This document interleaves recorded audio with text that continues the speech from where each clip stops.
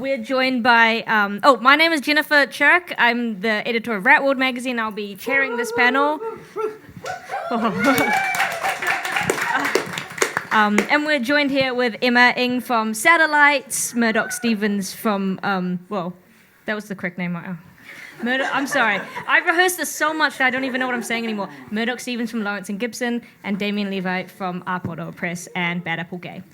And together we're going to be discussing the politics of being small. So what is it about independent publishing and small press that kind of draws in political activist collaborators, and in an increasingly underfunded arts sector, how can we still run on our own steam without running out of steam? So I thought maybe just we'd start off with introductions. Maybe you could introduce yourself, your practice, and why you've been drawn to be part of either independent archiving, publishing, or small press. Kia ora, everyone. I'm Emma. I live in Te Whanganui-a-Tara. I'm a writer, visual arts curator, used to be the manager curator at Enjoy, if any of you know that space. And at the moment I am working on a project called Satellites, which is an Asian arts project which has a few different parts.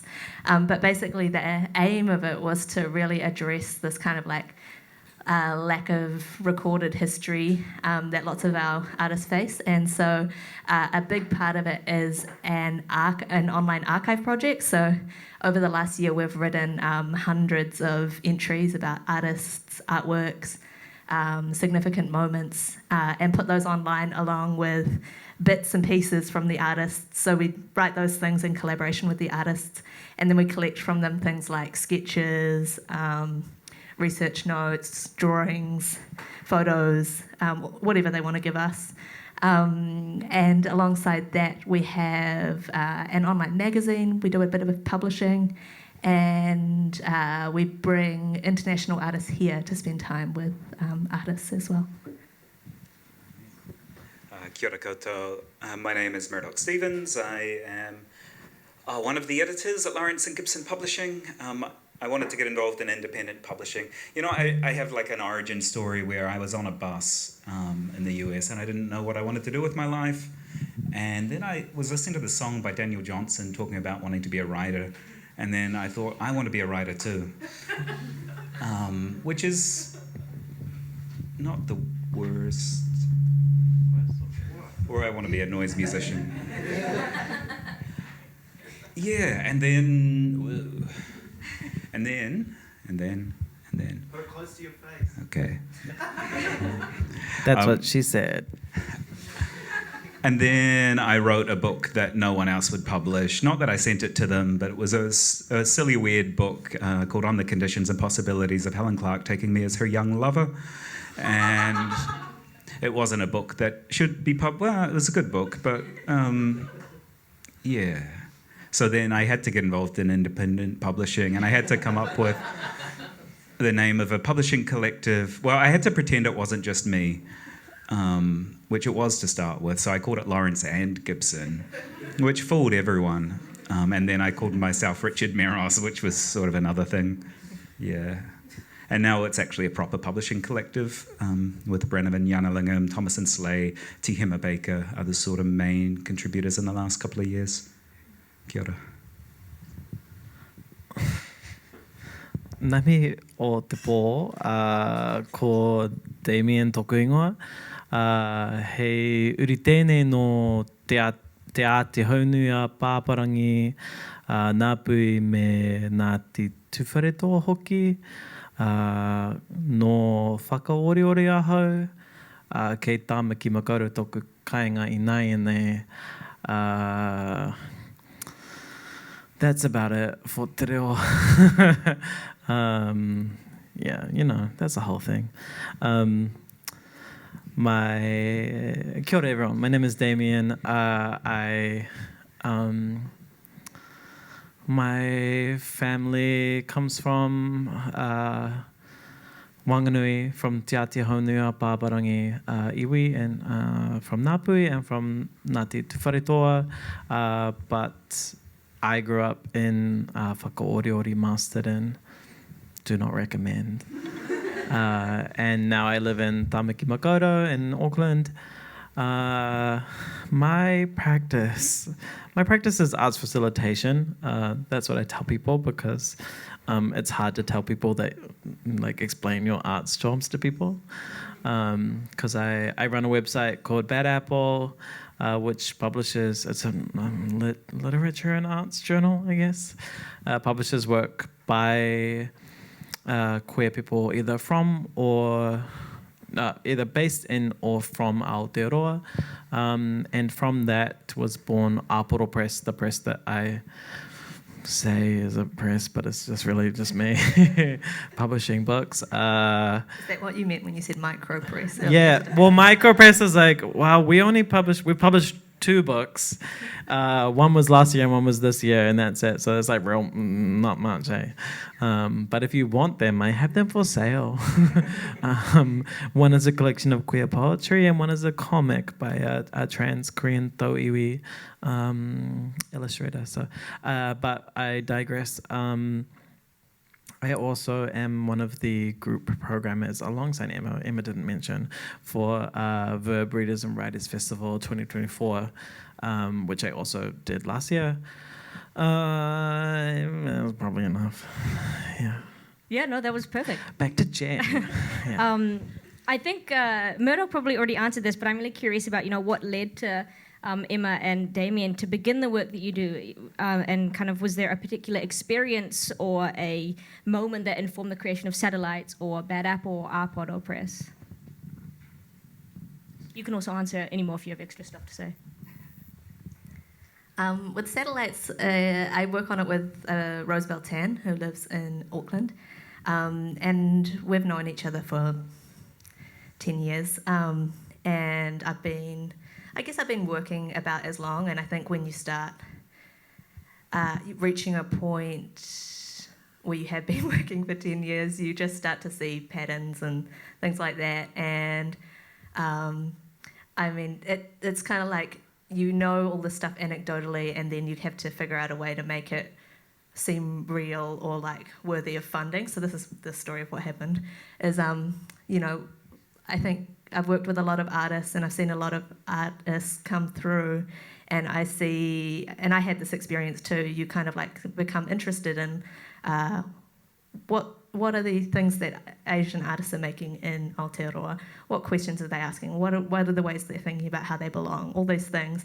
And you start to see the same conversations over and over again, and you're like, oh, why is this happening? And you realise it's because these conversations don't connect up, because people burn out and go overseas or leave or stop making art before they connect with the people that are coming through. And as a result of that, I started to feel like we weren't making the best art we could possibly make, because people are kind of trying to scratch the same itch or prove the same things to other people. And I felt like we could learn a lot from knowing our history, as much as the cliche as that is. And but how this Satellites project really came about was during the pandemic, when everything kind of cracked apart. And Satellites was actually a producing house in Auckland before the pandemic, so Rosabelle made lots of artworks that she put into public parks and shopping malls and other art spaces that weren't art spaces, just to like get other people encountering art outside of galleries and the places that people didn't go. But when the pandemic happened, she lost all the funding for that, and there were a couple of fallow years where it was like really refiguring out what was needed or all of that stuff. And she actually got commissioned by Te Taumata Toia Iwi to do a report where she got to talk to hundreds of artists and survey hundreds of artists, Asian artists in Aotearoa, about how they felt about their practices, what they felt was missing, and all of them said the same things, which are the things I've just talked about, the things we kind of already knew, which is that they feel like they want to connect more with other artists, they want to know who has come before them, they want to have that stuff accessible, and feel like it's all adding up to something.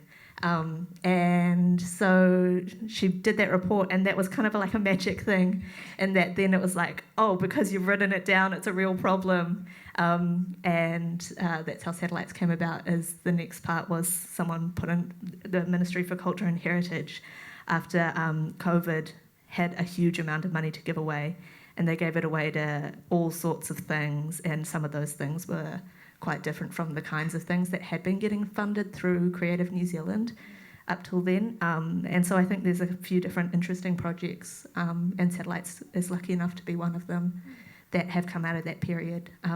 So we had funding for 18 months of programming, basically, and we're just almost reaching the end of that 18 months.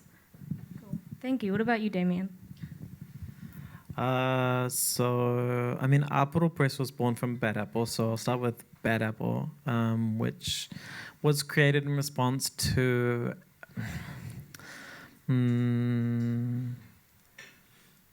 a group of queer people feeling discontent in terms of what was available to us, or what was being produced about us, by us, not by us, about us, in the media. So it was conceived by like a small little group of like queers from across the country who were like, oh, we don't like what's happening. Like it was specifically around reporting about Chenille Lal in 2021, which was not fantastic. And so they came together and was like, we can do something better. We can provide a better platform, a better opportunity to tell our own stories ourselves. But queer people are famously not very good at following through. So it was a little bit of a struggle to get it off the ground. But with some like gusto behind us, we did kick it off in 2022, May 2022. As a platform that kind of evolved a bit more beyond that like media idea in terms of more about a platform that promotes queer writing and queer art through a submissions-based volunteer type situation.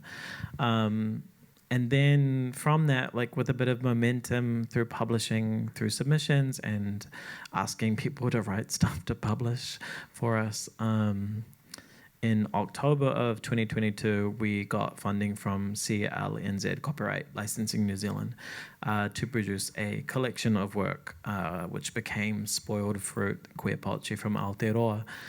And through that, so Bad Apple operates, like I'm the editor, like that's pretty much the only person that's involved. Though in like some situations we connect with other people to help support us through live events or like some of the online collections we do. But mostly the day-to-day stuff is just me. But the idea about Bad Apple is that like I want it to persist beyond me. So it's like whoever wants to take it over when I decide that it's not worth it anymore, like, or if there's like other things bigger and better and I can't hold that anymore, I want that to be able to continue and pass along to someone. Whereas Apuro Press was a way for me to like build my career a little bit, because I was studying publishing at the time in 2022, part of the Whitirea graduate diploma in publishing, and it was a way for me to like step on to the publishing ladder, whatever that is. And so I made a book, and then I was like, oh, I should have a press that is publishing the book, because Bad Apple's kind of online and people know that in that form. So that's how Apuro Press came about, which is obviously linked through the name Apuro. Sweet.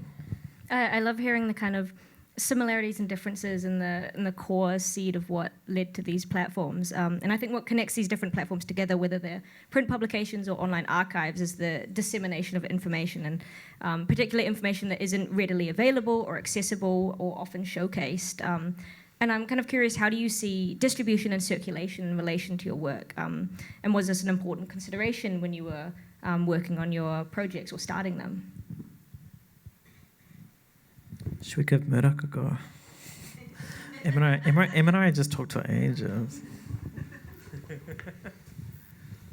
don't know if I have anything interesting to say on that. I mean, it's a problem, right? Its distribution is getting, I think probably with Rat King Landlord was the one where we really realized, people might have seen copies of that around here, and we printed a newspaper edition for 70 cents per book. But then we realized to fold it in half and send it to people, it would cost $3.80 per book. And so we were thinking, this is kind of like a different version of the same old problem of how do we get the words from our heads onto paper into people's homes where they can look beautiful on their shelves and make them look really smart and cool to their friends, and then maybe get read.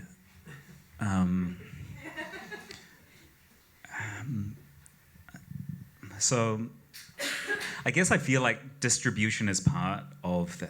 I feel like we haven't really had that as a problem. Bookstores are lovely. There are so many independent ones. They've all been... Like, as long as you've got an ISBN and a spine on your book, it's going to at least get into Unity.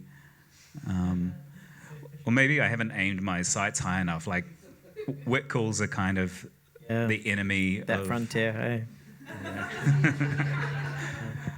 Because they want us to give them cheaper prices for our books when they never supported us before. And so we have loyalty to all the independent publishers, and Whitcoulls can... Yeah, fuck off a Whitcoulls. cliff. You need to get them into the relays at the airport because these are page turners that are great for a plane read, you know?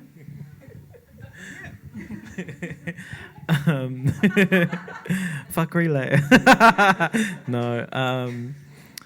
I guess I have a little bit to say about distribution, even though I love my distributor. Expensive Hobby, I love you, because that means I don't have to do the work.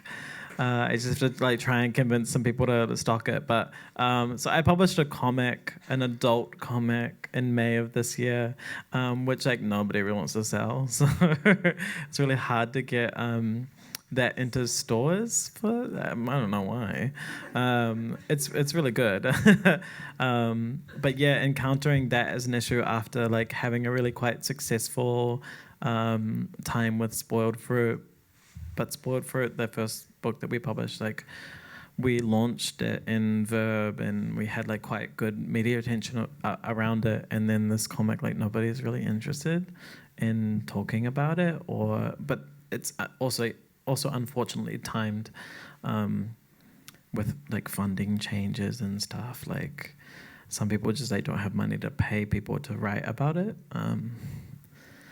So all of that stuff is actually affected when it comes to distribution, because the distributor does they do their job with what they can do. It's my responsibility to try and get in other places.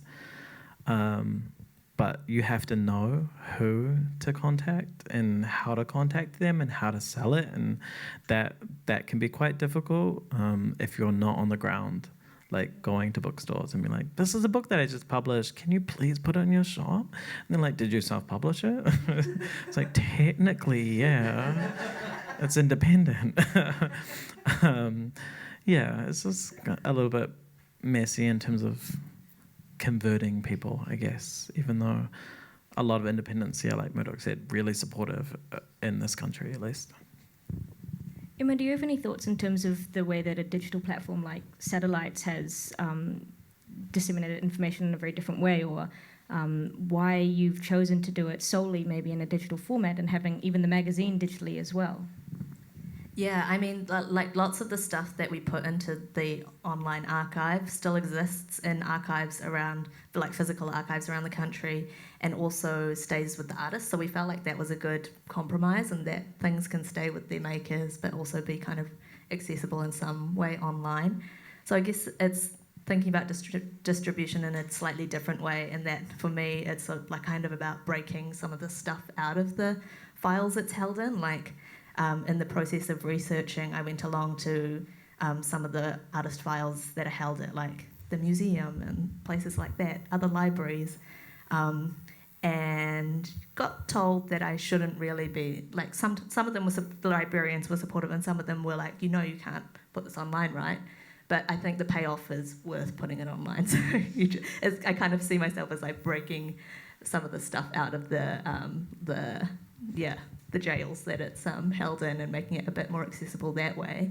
And then once it's online in the Satellites archive, it's Satellites is acting as a trusted source. So because we're considered a trusted source, there is someone at Te Papa whose job is to like help get stuff on Wikipedia. So they've just started talking to us recently and like are doing the work of like taking all this material that we've produced from talking to artists, considering it a primary source, adding it to Wikidata so that people can start to build Wikipedia pages out of it. So it's kind of just about taking things that are already there and then like allowing them to be distributed in different ways by putting them online. Yeah, and I'm really curious about the design of satellites as well, and kind of how you thought about the consumption of information, particularly information about Asian artists, through the design, because you worked with Shin La Pham, Yeah. who's an amazing designer I met when he was still a uni student at Massey. And I think the design language is something we talked about a lot because we didn't want to make anything that leaned too heavily on Asian cliches. And he is kind of a dream designer to work with in that he's a one-man band, does the design and the coding. So I think conceptually he was able to really think about how people were exploring the archive. So it's got a really powerful like filtering and search functions. And actually at the workshop we're going to do tomorrow, we're going to be like digging into the archive because one of the functions we haven't turned on yet is the ability to like filter by themes and subjects. So we're going to try and like map entries through different connections that we might be able to put back into the archive. And that's really fun.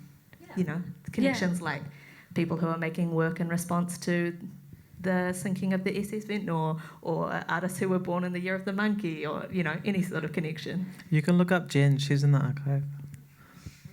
and Emma. Emma's not in the archive. Oh my god, I'm sorry. I just Jen. false information. Emma and Rosabelle aren't in the archive. Oh, is that a heckler over there? What is that?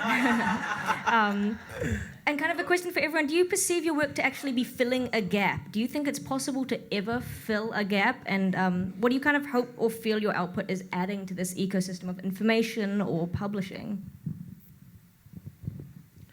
I got a gap. Have you got a gap? Yeah, I got a gap. I used to have a gap between my teeth, but they filled it. But yeah, I broke my teeth last year.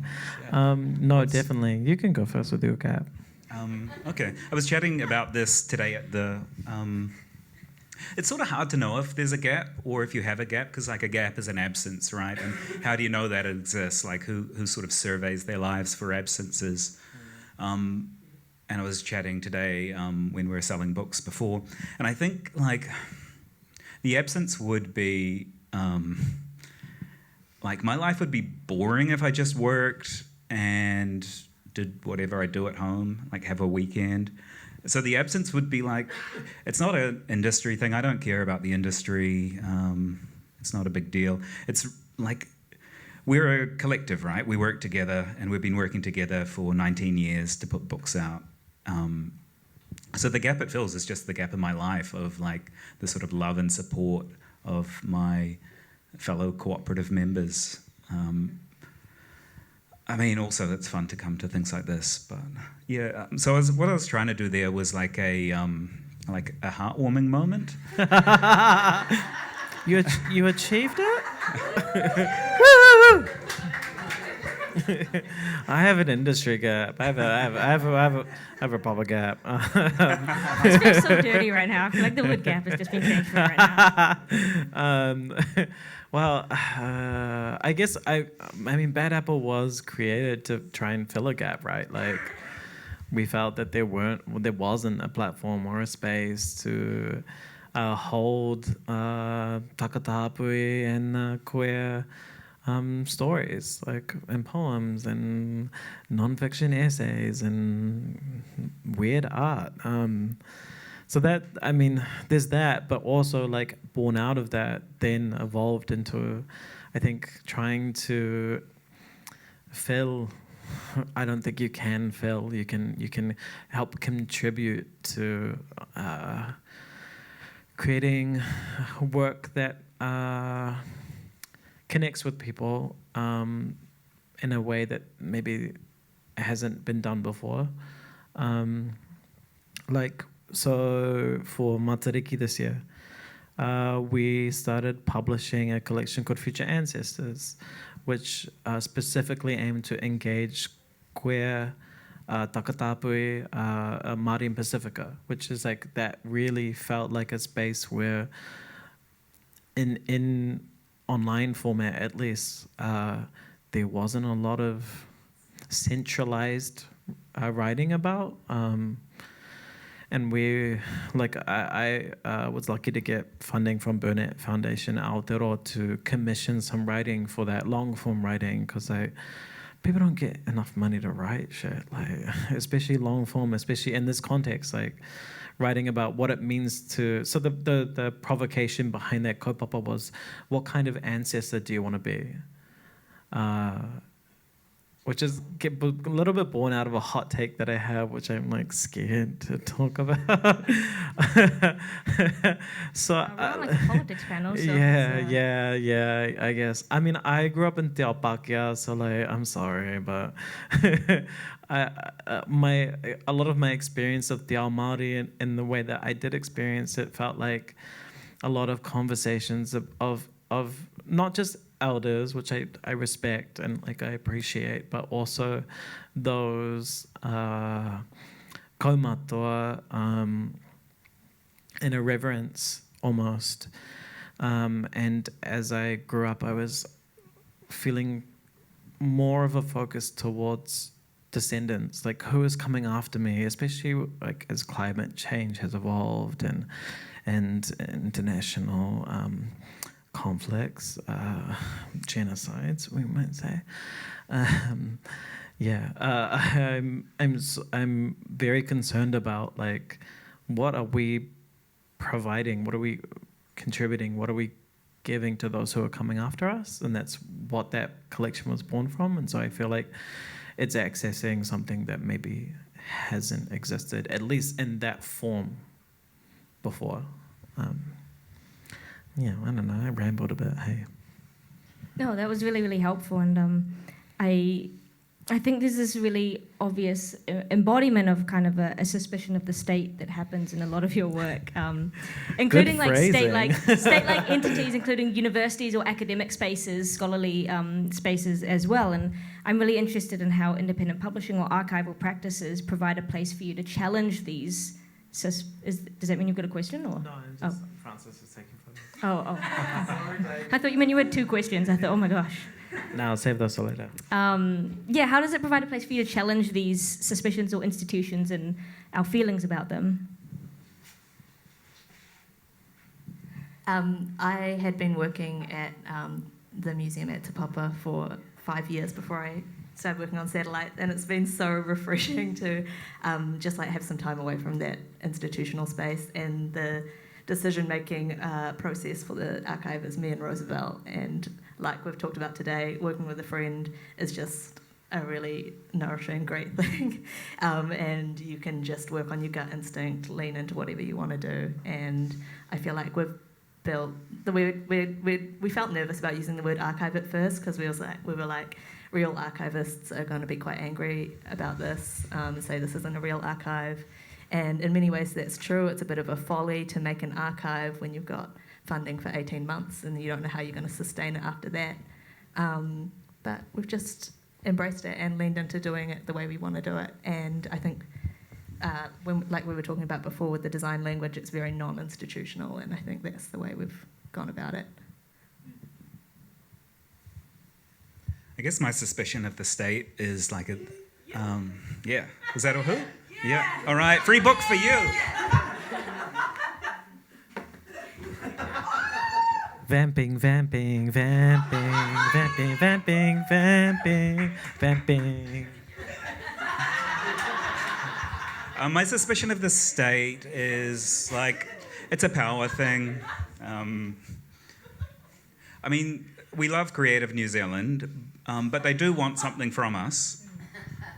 The state supports the arts because it wants us to produce a sense of the nation state in whatever contemporary or different version it is, whatever liberal incarnation of it is. But maybe my suspicion is more just the influence of money altogether, whether it's corporate money or state money, and the dependence that creates in us. And we're a workers' cooperative, like yours is at Lawrence and Gibson, and that means that We don't make money, but we're actually not for profit anyway, so we've taken the profit incentive out of it. We have day jobs, of course, like everyone else, or we don't have them, like others. That wasn't meant at yours, that was meant for Dead Bird Books from last night. Yeah, I mean, you've got to be suspicious of the motivations of these things and what they do to you and how they change you. And we've found a method by owning, Sasha likes to call it the means of production, and so does Ashiel. Seize. But that turns off the non-Marxists in the room. And there's always one or two people in Dunedin who are not a Marxist. And so you're welcome here. They're probably just democratic socialists. That's all right. So we have the machines in Rebel Press, and we have 5 collectives working together so that we have the power. And we don't always talk about power that way, but we are powerful. And yeah, we might be small in some ways, but we work together to share power collectively so that the government, through funding or withholding funding, can't influence us at all.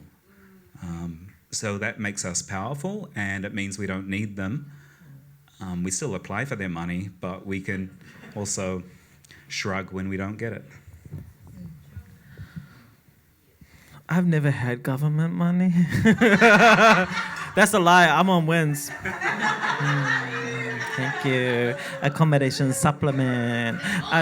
I don't have a real job. Yeah, no. I mean, like I said, I've only published 2 books, so yeah. I mean, we got CLNZ money. Who gives them that money? Yeah, like where does that money come from? They were like, oh, you tick a lot of boxes, we'll give you. No, that is something to be suspicious of, though. Like, what criteria am I filling for this thing today? You know, I'm a queer Māori man. Like, that's not. People do give me shit because of that, and like, I mean, in a positive sense, like, and I'll use that. I'll use that to generate something for someone, but it is like, I'm aware of it. That's all I gotta say on that. I don't know. I think I feel a way in which I'm like, fuck, if I can use that money to generate something for someone and give them money, like, who am I to question where it's coming from right now? If they're not asking anything from me, maybe a little report at the end, I can write that. It's 500 words. Like, I mean, I'm talking about future ancestors here a little bit, because the Burnett Foundation Aotearoa, which used to be Ending HIV, which used to be the AIDS New Zealand Foundation, like, they have a bad relationship with Māori. Like, they have, but I mean, if they want to give me some money, that's improving the relationship. You're not asking for anything else from me. Sure, you want to stick a little logo at the end, that's okay. No one's scrolling that far down.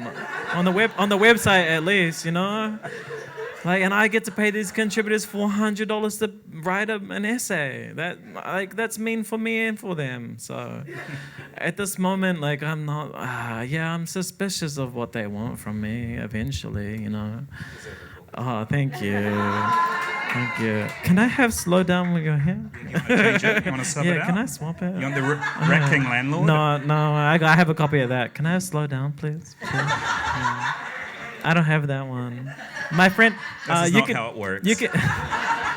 You can read a review on badapple.gay about this book by Harold Coots. It was really good. They good book. Buy it. Maybe from Evening Books if you have any copies. Anyway, I'm done. Probably. Yeah, no, I do want to ask Murdoch and Damien specifically, because you also have sales to consider with your practice. And how do you handle it? Apparently not. How do you handle the potential influence of kind of sales and separating this, you know, need of buyers and the audience that you're trying to interact with? Yeah, I mean, that's a really good question. Because can you say the last part again so people can hear like what you did to pass the needs difference between buyers. and the audience you're trying to interact with. Yeah. Okay. I mean, we just sold a fuckload of Turncoat, and that was great. It was also curious. The more books I feel like the more books we sell, the more likely it's going to get into some weird hands. Potentially the entire public service in Wellington is reading that. And it's good because, well, I was away for 6 months last year, so everyone else in the cooperative had to make them, which is funny and tough. I don't know. I feel like it's that same powerful question. You know, there's all sorts of outside influences that want to. It's not that a reader wants to change what you're doing, but you change what you're doing based on success and what your follow-up's going to look like. Like after that first Helen Clark Young Lover book was turned into a play and travelled around the country in 2008, I did feel a lot of pressure myself as an author to write something really good following up. And actually that one I gave you is the follow-up book to it, and it didn't sell very well. And that probably taught me the lesson of, fuck, who knows? That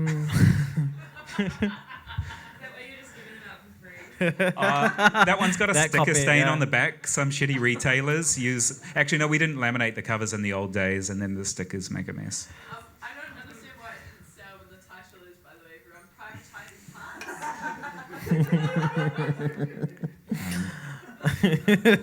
parts. I mean, it did sell. It's good. It's a beautiful cover. It sold fine.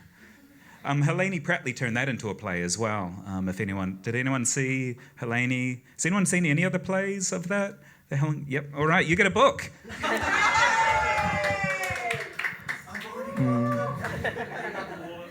Some of us were 14 in 2008.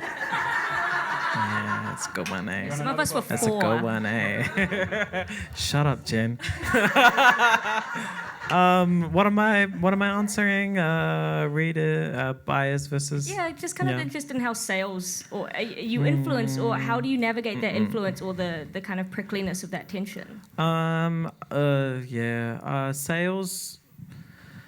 Sales are good, I guess. I mean, Spoiled Fruit was made for a community where we only have one book in this type of anthology form for us, which is Out Here by Chris Thiessen, Emma.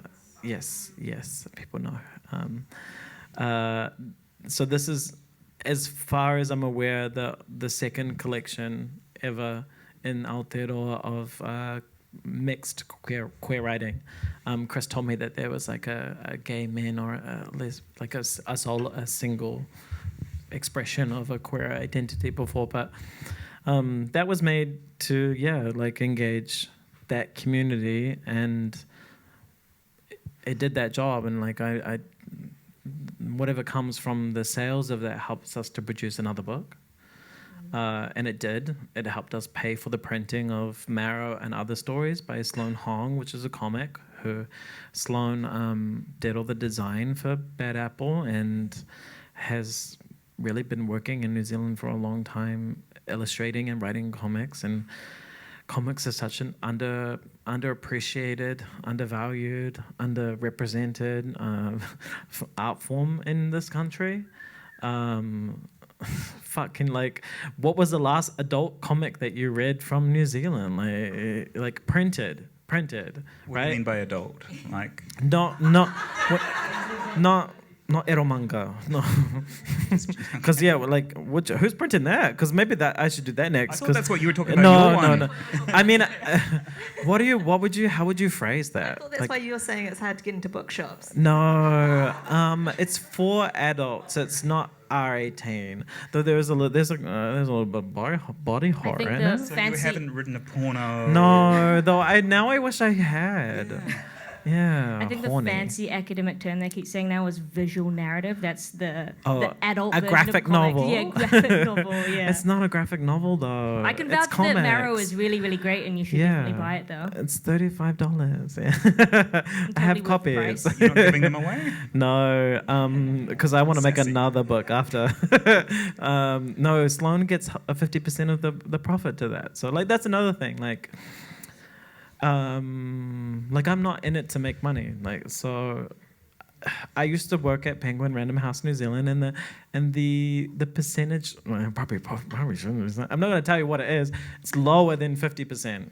And it's not very much money, and like it's already fucked as an artist as it is. So I want to try and like I still want to make another book, but I also want to give Sloan her money.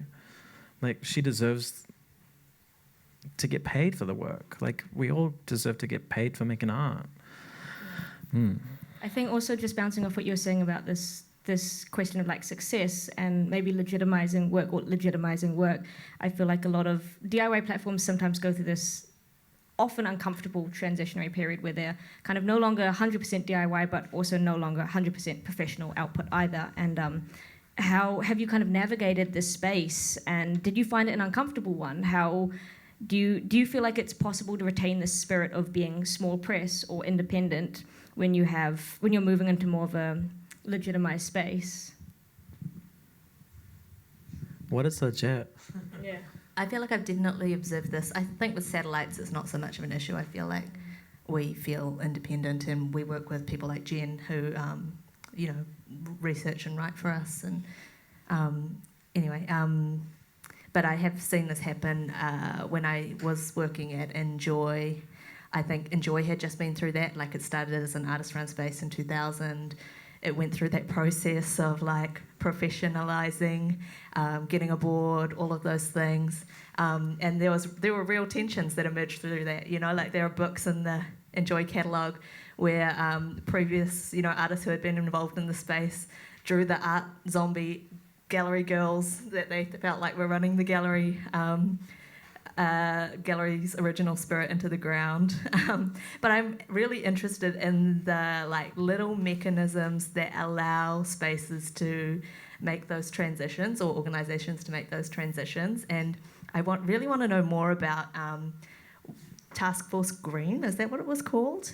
Which happened in like the 2000s, and like it seems like that's the mechanism through like which lots of these art spaces kind of had their first paid employee, and that like actually had a huge impact on like what these art spaces were doing, and it kind of like in some ways has allowed them to have these long lives, but in other ways had these periods where people felt like they dampened down what they were doing, and they made their artwork safer or the shows less interesting. So I think those are really interesting like little micro histories from that period that I would love to know more about. I want to hear the question again. Me too. I was going to ask that. Cool. I'm going to scroll down. I think, because I feel like a lot of people I've been talking to have been going through this as well, as there's this kind of period where I think platforms that have started out DIY kind of go through this uncomfortable space of realizing they're no longer 100% DIY, but they're also not 100% professional output either. And I'm curious as to how you have or feel like you are navigating the space, and do you think you are able to still retain this concept of being small or independent when you're going through this change with your platform? And then also, I guess, what does it even mean to legitimize this space? Sure, cool. I can talk a little bit about Bad Apple as the website, because I think it might have to go on hiatus, because it is untenable to continue at the pace that it is. We have published over 347 pieces by queer writers in Aotearoa or from Aotearoa since May 2022.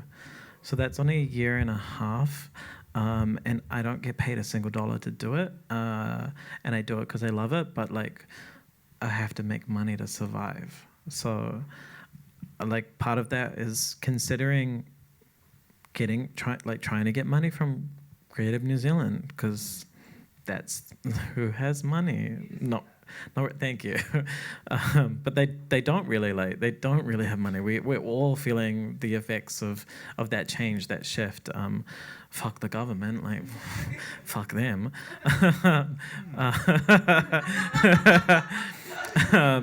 And the fuck there not being like other opportunities to sustain like a creative art form or a practice like this that doesn't rely on that money.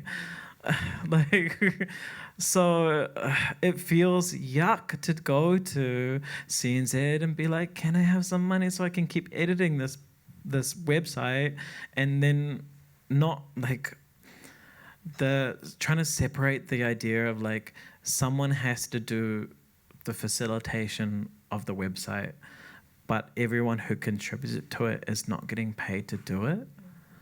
It's a bit yucky, but like that work doesn't exist in the space without that person.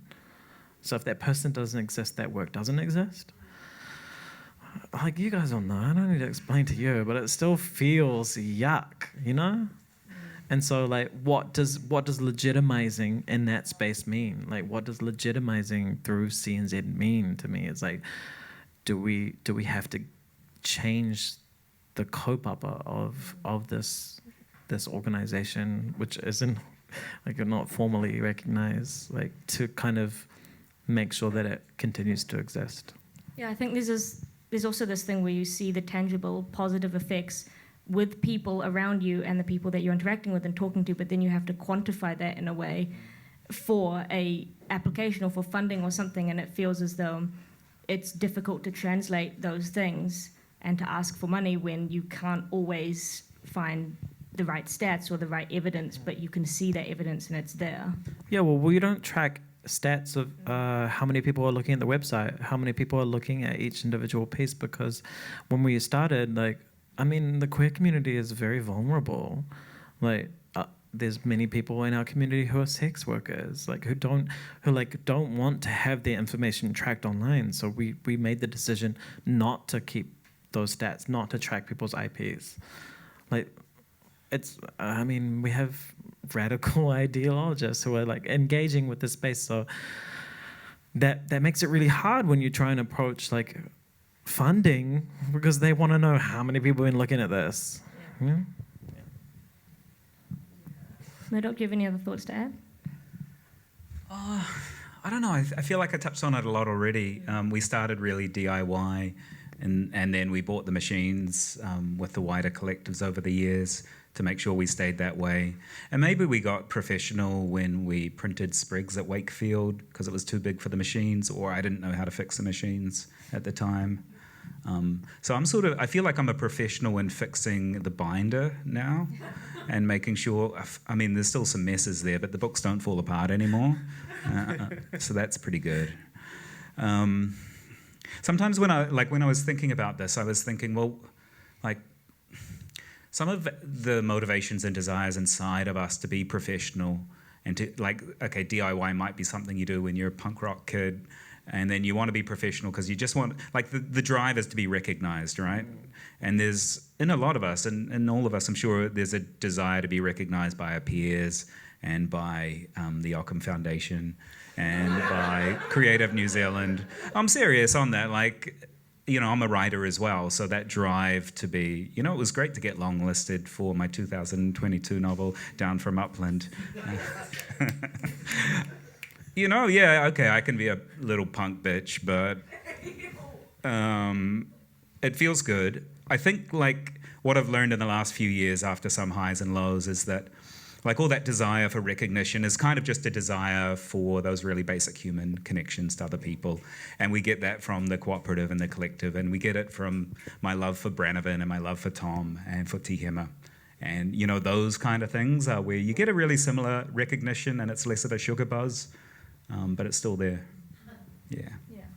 I was going to ask something about the kind of need for collaboration in all of your practices, but I think it's been really embodied in just everything that you've already talked about, and the way that it's just threaded through organically and everything that needs to happen and how you do it.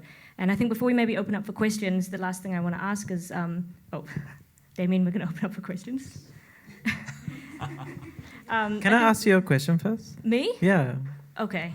So you work as part of Satellites, and I'd like to know how do you feel about this collaboration? Like how has Satellites as a collaboration been like in through working with other Asian arts practitioners who like I mean I know that you specifically have had a lot of that experience through Rap World and through your other ventures, but like for a lot of Asian arts practitioners in New Zealand, they don't have, not all of them have a lot of experience like the same way that you do. So I want to know maybe a little bit about your experience in working with Emma and Rosabelle and that team. Yeah, my employer's right here. I'm kidding.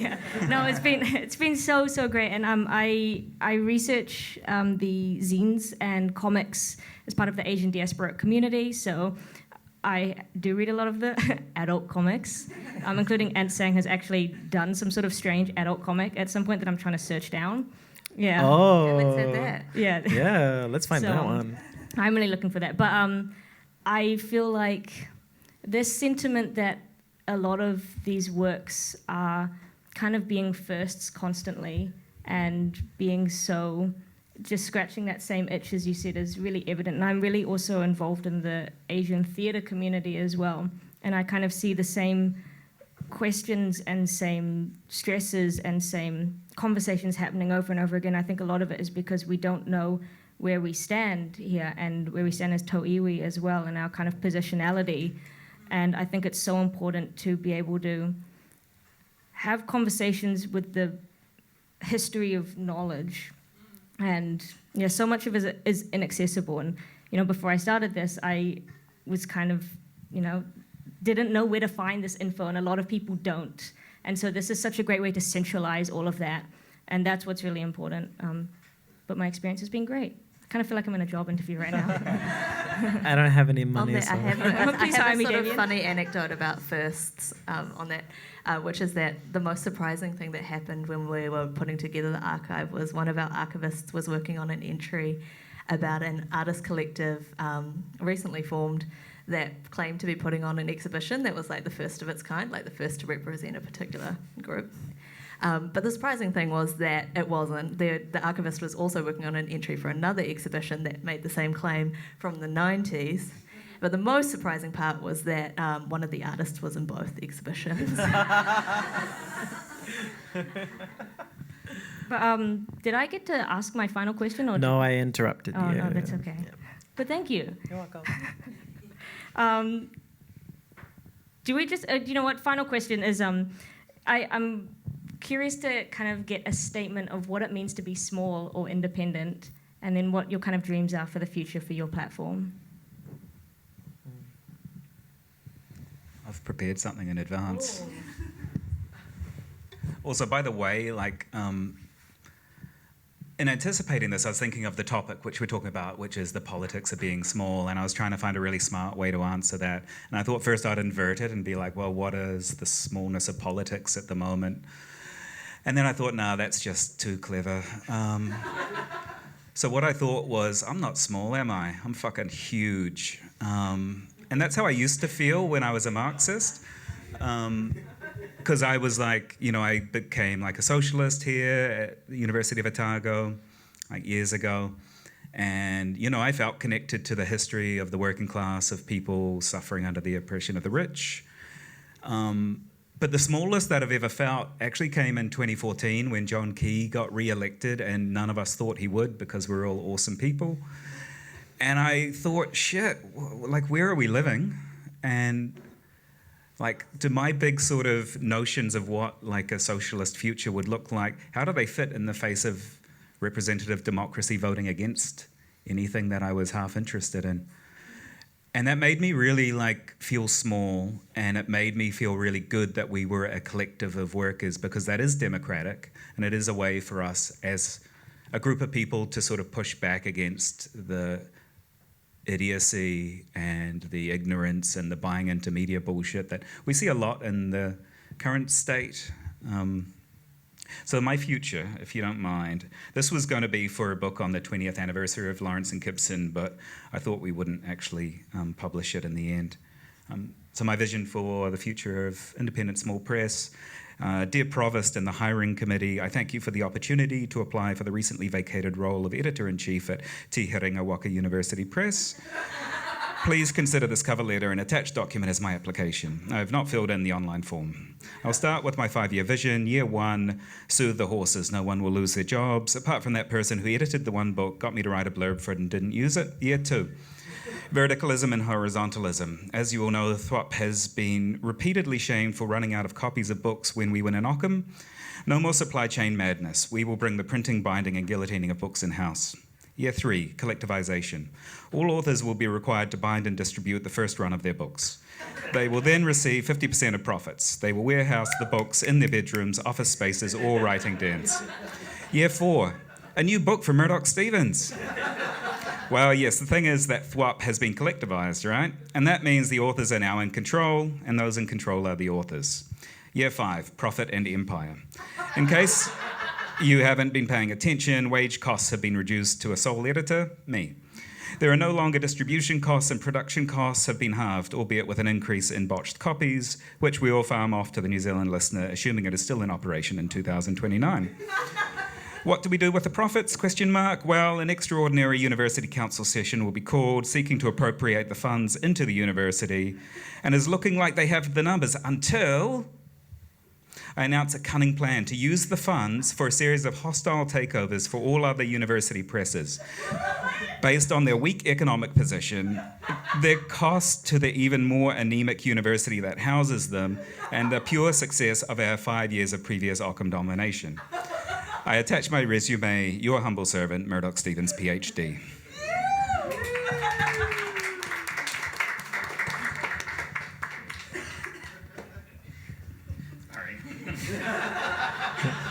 Who wants to follow that one? Doing okay, Emma? Yeah, I just don't know. I don't know if I can actually say we're small. Yeah. I feel like we're big. And I feel like the moment I felt big was when we launched in March and we had like our launch event in Tamaki, and the room was filled with people who were, in the archive, not in the archive. And we showed the archive on the screen for the first time, and the gasps in the room are what I wish I could bottle. And that's when I felt like we were big, because everyone was just like, oh, there are so many of us, and we're all doing amazing Phaser Days things. played. Yeah. That was pretty big. I'm also going to read something, which is cringe. I'm going to read a poem, which I actually wrote for the Spoiled Fruit book launch in Verb 2023, last year. And so it's not very well heard. But there's been some updates since then, so I need to change a couple of the lines, and I'm just checking online about what the numbers. They're factual numbers, so and fuck, it's changed a lot. Okay, 176 is the number that I need to change. So if I get it wrong, it's that one. Okay. So this is how I feel about at least my small publishing, and then what I kind of hope for the future, which is, I guess, collectivistic approaches to continuing this art form. This is called Bad Apple. I